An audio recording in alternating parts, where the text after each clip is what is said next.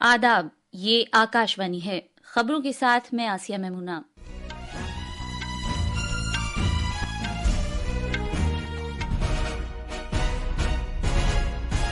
Parliament के मौसम सरमा का इजलास अपने इख्तिताम को पहुंचा। जैसा कि लोकसभा और राज्यसभा का इजलास गैर मुअय्यना मुद्दत के लिए मुलतवी कर दिया गया।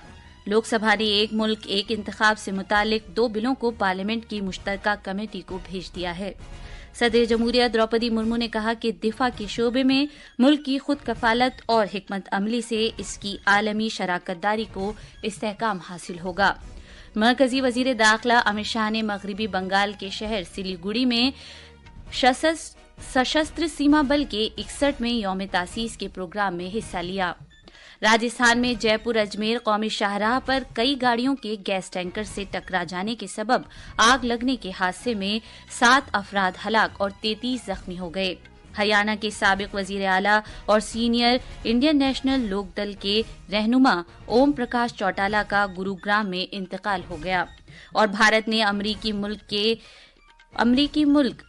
अफ्रीकी मुल्क लिसोथो के अवाम की खुराक और तग़ज़िये की ज़रूरतों को पूरा करने के लिए इंसानी हमदर्दी की बुनियाद पर इमदाद फराहम की है।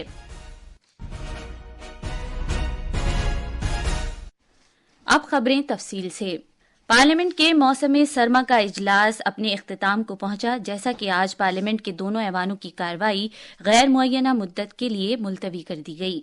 सुबह के वक्त जब ऐवान की कार्रवाई शुरू हुई तो अपोजिशन अरकान ने वजीर दाखिला अमित शाह की जानिब से डॉक्टर BR अम्बेडकर के बारे में एक बयान पर नारेबाजी शुरू कर दी।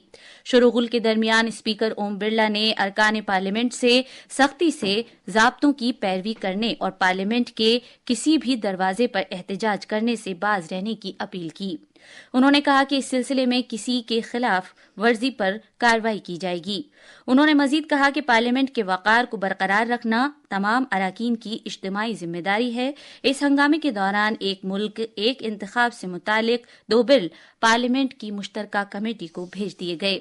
इसके बाद स्पीकर ने ऐवान की कार्रवाई गैर मुअय्यना मुद्दत के लिए मुलतवी कर दी। इसी दौरान राज्यसभा की कार्रवाई शुरू हुई तो ऐवान में बरसरे इक़्तिदार और अपोजिशन पार्टियों के दरमियान नारेबाजी और जवाबन नारे लगाए गए, जिससे हंगामा बर्पा हो गया।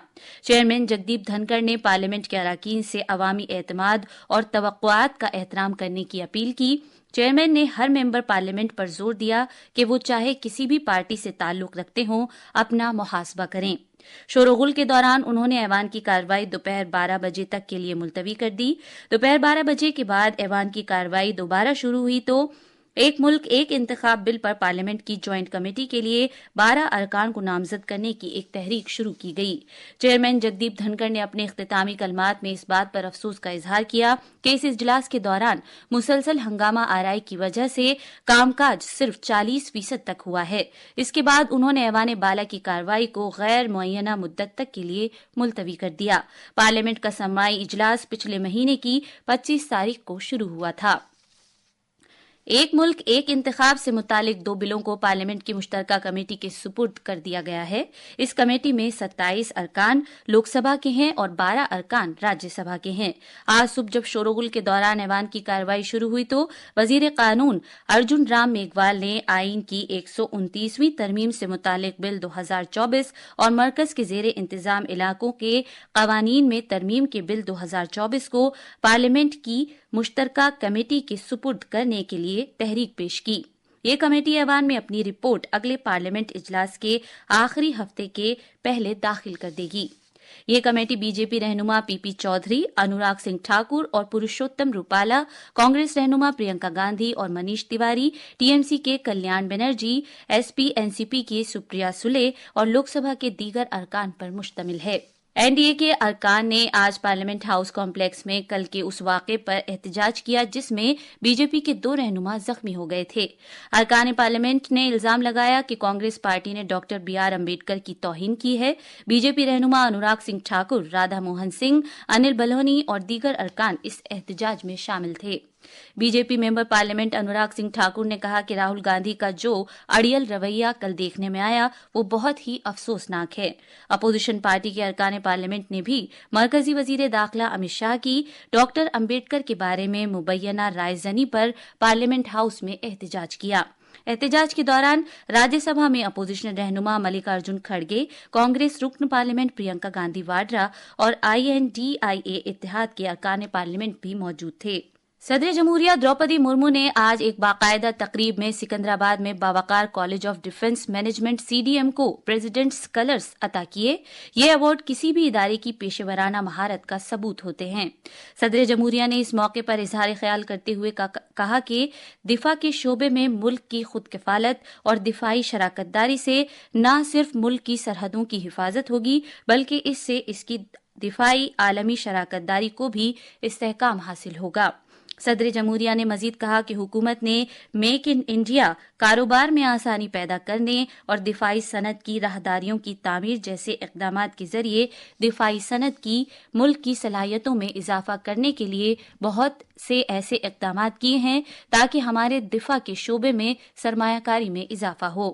اس موقع پر صدر مرمو نے CDM کے بارے میں خصوصی ڈاک کور بھی جاری کیا۔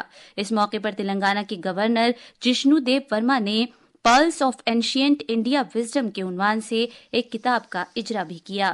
یہ خبریں آکاشوانی سے نشر کی جا رہی ہیں۔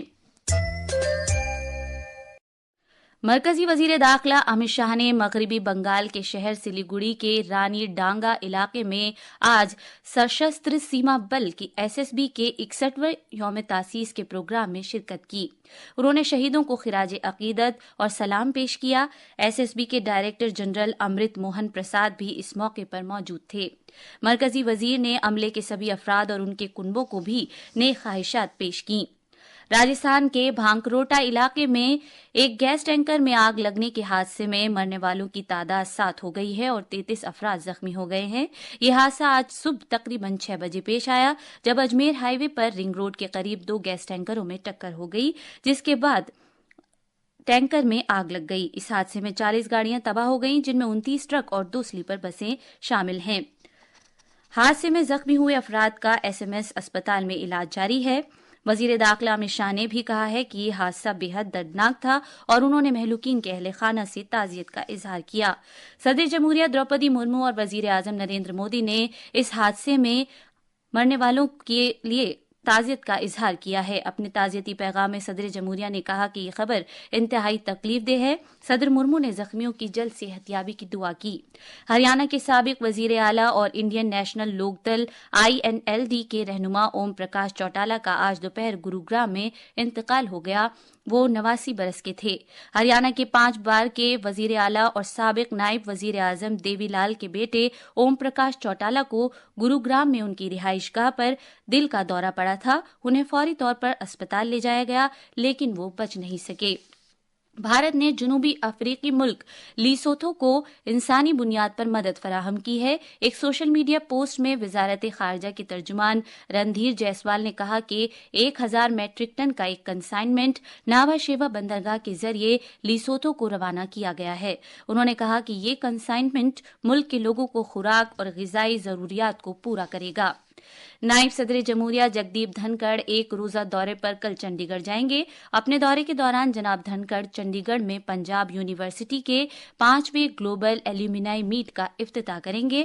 نائب صدر یونیورسٹی کے وائس چانسلرز بھی ہیں۔ آخر میں خاص خبریں ایک بار پھر۔ پارلیمنٹ کے موسم سرما کا اجلاس اپنے اختتام کو پہنچا، جیسا کہ لوک سبھا اور راجیہ سبھا کا اجلاس غیر معینہ مدت تک کے لیے ملتوی کر دیا گیا۔